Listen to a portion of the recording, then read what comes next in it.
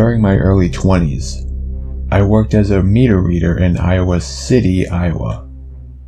A meter reader is the person who records how much electricity, gas, or water you've used each month.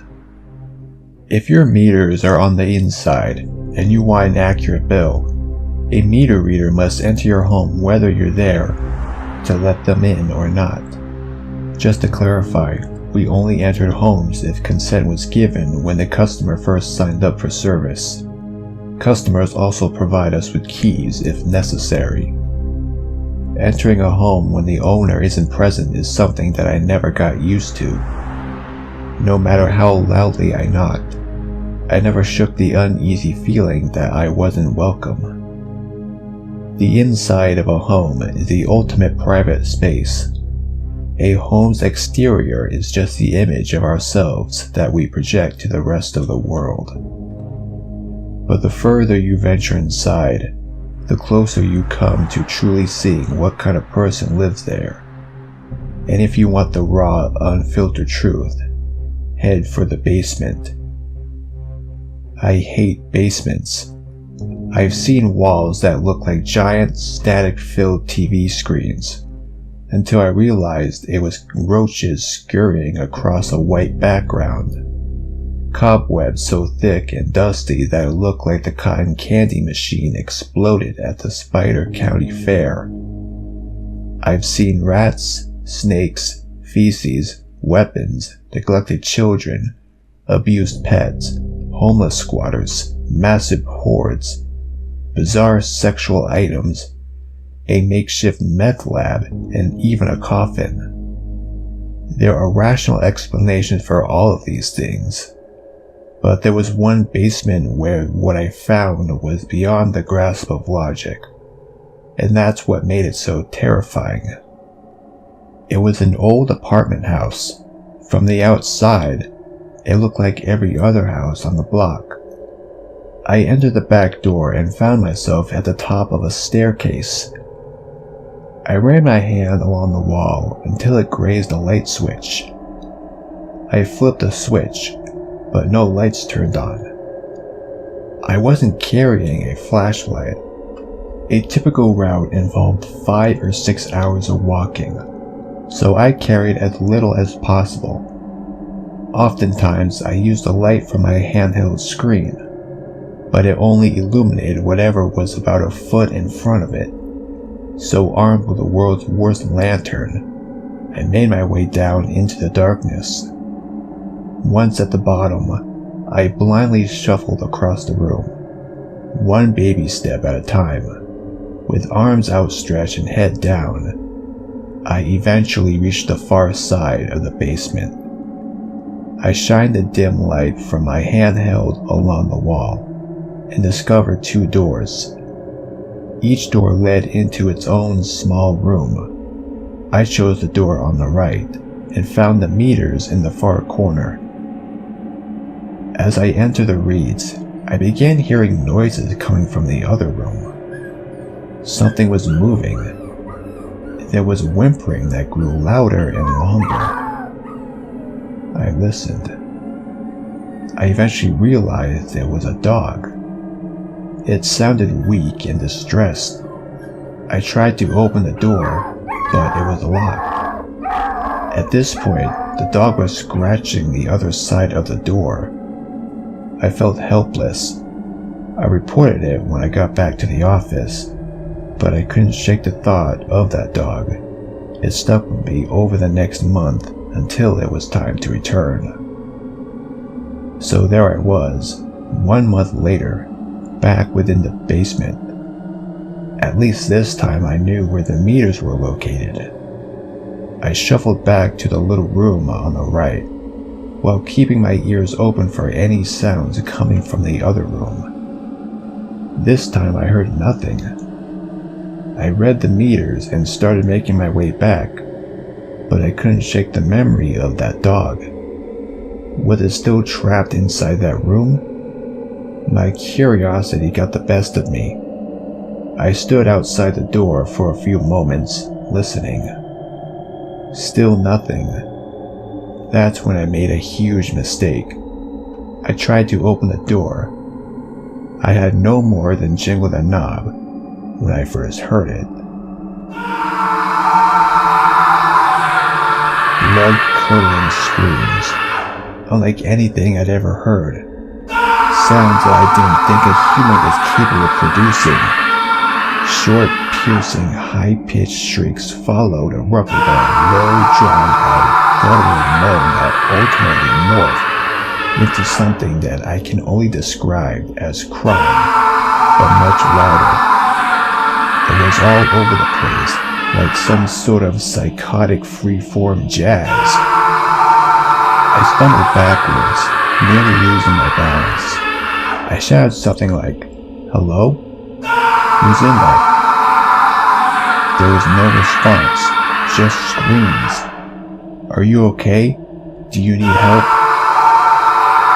Still no response, just screams. There was no doubt that I yelled loud enough for him to hear me. He didn't want my help. He wanted me gone. I fumbled my way through the darkened room toward the exit. When I reached the top of the stairs, I just stood there, listening. I was trying to wrap my mind around what I was hearing. I waited for the screaming to stop, but it never did. When I finally left, it was still as loud and demented as when it began.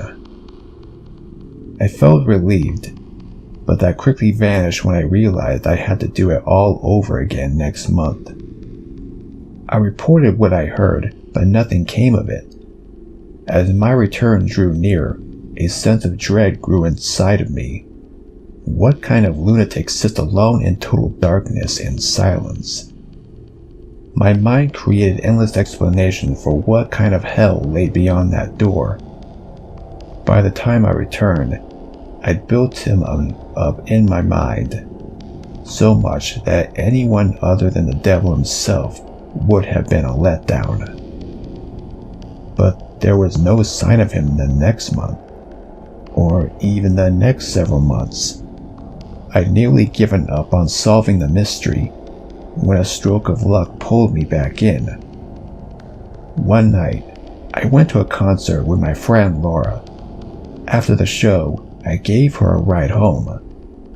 She moved somewhat recently, so she had to give me directions. I didn't pay much attention to where she was leading me until she pointed to a house a ways up the street. I couldn't believe it.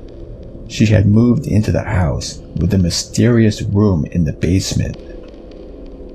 This sounds weird, but have you noticed anything odd about the basement at this? I began to ask, but before I could finish my sentence, she blurted out, "A crazy guy lives down there." Finally, I had confirmation. She went on to tell me that even though her apartment was in the attic, she often heard him yelling late at night. But that wasn't all. She had actually met him. One day while walking to her car, she saw him standing in the lawn. He stood perfectly still, with no expression on his face. He was directly in her path, so she cautiously made her way around him. She noticed he was staring at her, so she offered a friendly hi as she passed. He had no reaction, except for one unsettling exception. He stuck out his tongue, then quickly sucked it back into his mouth and resumed acting like a statue. Thoroughly creeped out, she got in her car and drove away. 2 or 3 months later, I finally met him myself. I entered the back door, like I had so many months before. This time something was different. There was a light on in the basement. I peered down the staircase. At the bottom, a ragged-looking dog was staring back at me. It was the same dog I heard during my first visit. Then I noticed something else. Behind the dog, I could see a pair of bare feet. The ceiling blocked my view for the rest of whoever was standing there. But it didn't matter. I knew it was him. I should have left right then, but I didn't. I know this probably doesn't make sense, but at this point my desire to finally get some answers outweighed my fear. I shakily called out, "Meter reader," and started to make my descent. As I made my way down, more of him was revealed. He looked to be middle-aged. His head was shaved, and his eyes were wild. He was wearing pants, but no shirt. What I remember most was how lean and sinewy his body looked. It had the look of a body that was never at rest. I explained who I was and what I was doing there. To my surprise, not only did he talk to me, but he actually sounded somewhat normal. The volume and pitch of his voice was odd, but he said the same sorts of things that people typically said to meter readers. I even started to doubt whether or not he was the same man I'd heard screaming, but his behavior slowly removed all doubt. As I read the meters, he rapidly paced back and forth. He was constantly wringing his hands together and spastically cocking his head from side to side. The longer he talked, the more agitated he became.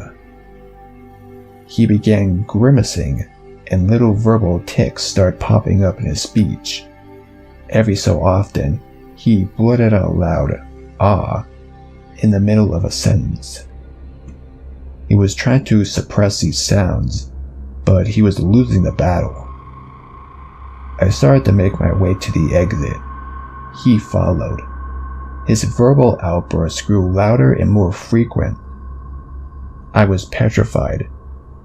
When I reached the stairs, I drew our conversation to an end and said goodbye. As I turned to head up the stairs, he could no longer hold it in. Screams, the very same unforgettable screams that I heard coming from the locked room. I ran up the stairs as fast as my legs would carry me, flung open the door, and rushed back into the daylight. A month or two later, I had a couple friends, including Laura, over at my place. I was excited to tell her about my encounters, but as I was relaying what happened, I could tell that something else was on her mind. When I finished telling my story, she told me about something she'd seen a couple weeks earlier. One day, she noticed lights flashing outside her window. She looked outside just in time to see police officers placing the man from the basement in the back seat of a squad car. She later found out from another tenant that he had attacked someone with a knife. That was the last time we ever saw of him. I don't know what became of the man in the basement. I like to think that he got the help he needed, but maybe that's just because I'd rather not think about the alternative. My first day moving into student halls, I was greeted by a very friendly guy called Dominic. He was very camp and told me he was gay early in the conversation, but I didn't have a problem with that. He offered to help me unpack in my room, then go for a drink with me. Although I thought this was a little overfamiliar, I was happy and delighted that I had met a new friend so quickly, and accepted his offer. He put a tremendous amount of effort in helping me put everything in the appropriate place in my room. We then went out for a drink at a student bar. I made a point to tell him I was straight, as I suspected he may have had a bit of a crush on me, hence why he was being so nice. However, he didn't show any signs of dismay and continued chatting to me. I liked him a lot. He was very intelligent and interesting to talk to, and I was very pleased that I had made a new friend already. I was worried that I'd be lonely in the university dorms. He didn't live in the same building as me, he just lived across. I was studying creative writing and he was studying business, but we started to hang out a lot. Although I liked Dominic, I did start to find him a little overbearing. He would send me text messages and message me on Facebook all the time, and would get upset if I didn't reply. even if it was just for about 5 minutes. He would always want to know what I was doing, and if I disappeared off Facebook for a while, he would want to know where I'd been all day. One time, I even sent him text mentioning I was on a train, and he texted back, "Why are you on a train? Why am I not invited to wherever you're going?" I was on my way to my part-time job, by the way. I made quite a few other friends, and he would always show visible signs of displeasure whenever they were around. Whenever I talked about them, he would tell me that he dislikes them and that I shouldn't trust them. He was very possessive, and I personally can't stand clingy friends, so I tried to distance myself from him a bit. The more I pulled away, the tighter he held. I still hung out with him and still cared about him, but I was starting to worry about where this friendship was going. I was pretty sure this guy had a crush on me, and soon my suspicions were confirmed. I met this girl at a party I went to called Anna, and I asked her out on a date. She accepted. I was really thrilled and told Dominic about it. The second I told him, his face fell. "Why are you going on a date with her?" he asked me, sounding very worried. "'Cause I want to," I said. "But I'm going to be jealous," he said. "Please, don't go. It'll really hurt me. You wouldn't want to hurt me. I'm your best friend." I had never actually told him that he was my best friend before, and I found the way he was acting now both annoying and a little creepy. "I'm sorry, but I told you I was straight before, Dominic," I said. "We can still be friends, but I'm not going to stop dating just for you." He remained sulky and miserable for the rest of the night. I told myself that he'd have to accept it and get over it soon. When I was on a date with Anna, I kept getting phone calls from unknown numbers. I answered at first, but I couldn't hear anything on the other end. It was just as though someone was listening. I started to ignore the calls. We would not believe how frequent they came in. They were coming in non-stop, and I couldn't even tell the time because they were seriously coming in non-stop. I had to put my phone on airplane mode. After about an hour of my phone on airplane mode, I switched airplane mode off, but the very second I did, the calls came in again. Although I was unnerved, I enjoyed my date with Anna, and we agreed to meet up again. When I got home from the date, Dominic was waiting right outside my dorm, his phone in his hand. "How was your date? Do you like her?" he asked, sounding miserable. "Yeah, I do," I told him. "Was that you who kept calling me?" "No," he said, but was obviously lying. "But anyways, I've been waiting to tell you. I hear Anna's a massive slut. She sleeps around with loads of guys. You should stay away. She'll break your heart." Anna had no mutual connections with Dominic, so I asked him how he could possibly know about this. He just told me he'd done his research. I was angered and told him that it was none of his business and that I'd find out for myself. He started crying, saying how he was just worried about me, and stormed off. I think he was hoping I'd follow him, but I didn't. I went to my room, angry that he was trying to interfere with my life like this. I have had unrequited crushes on friends before, but if they don't feel the same, I never try to force it. But Dominic only got worse. When I got back to my student room, Dominic had sent me a screenshot on Facebook of a conversation he had allegedly had with Anna. The message showed allegedly her boasting to him about how she was using me and how she was planning to break my heart. Obviously, this didn't ring at all true. As one, how would she even know who Dominic was and why would she message him? And two, why would she tell a friend of mine so openly what her plans for me were, when he would obviously show it to me? I demanded that he show me the conversation from Anna on his computer screen with me there, but he told me that he had deleted the conversation because they were too upsetting for him to read. I knew right there and then that Dominique was deliberately trying to ruin my relationship with Anna through incredibly deceitful and deceptible means, and I told him that I wasn't interested in him, that I never would be, and that he better stop right now. He told me that I was being a terrible friend, that all he was doing was trying to look out for me, and that he couldn't believe I was believing a stranger over him. I was seriously pissed off with the way he was selfishly trying to manipulate me, and now blocked him on social media. He started sending me constant texts and calling me non-stop every single day, telling me things like he was extremely depressed over me and that he'd started taking heroin and that he was contemplating suicide, basically trying to make me worry. He would also constantly send me texts saying he knew Anna was cheating on me after we started dating properly, and that I had to come to my senses. He was creeping me out so much that I went to stay with my parents for a bit, as I wasn't comfortable living in the same area as him. I had to block his number because the phone calls were so constant.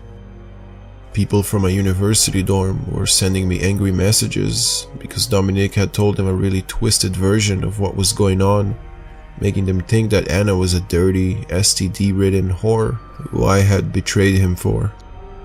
It then turned out that he had been lying to everyone, telling them that me and him were in a romantic, sexual relationship, and that I had cheated on him with Anna, then left him for her. I furiously set everyone straight, told them that he had never been in a relationship with me, and that everything he had told them about Anna was bullshit. Most people believed me, although it took a lot of convincing that Dominique was the liar. He was very manipulative, and although a lot of his lies were ludicrous, he was very good at making himself sound legit. I decided to go back to my university dorm after a while, as it was inconvenient for me to stay at my parents' while in university. Their house was far from it. I arrived back there quite late, as I really didn't want to run into Dominique. I was so angry at him. I had a new girlfriend and studies to think about, yet because of his fucking obsession and harassment, he was now all I could think about. In every twisted way, I think this was what he wanted, positively or negatively. He just wanted me to think about him. When I got back, I just lay down on my bed, thinking about what to do, when suddenly, smash! A fucking brick came flying through my window.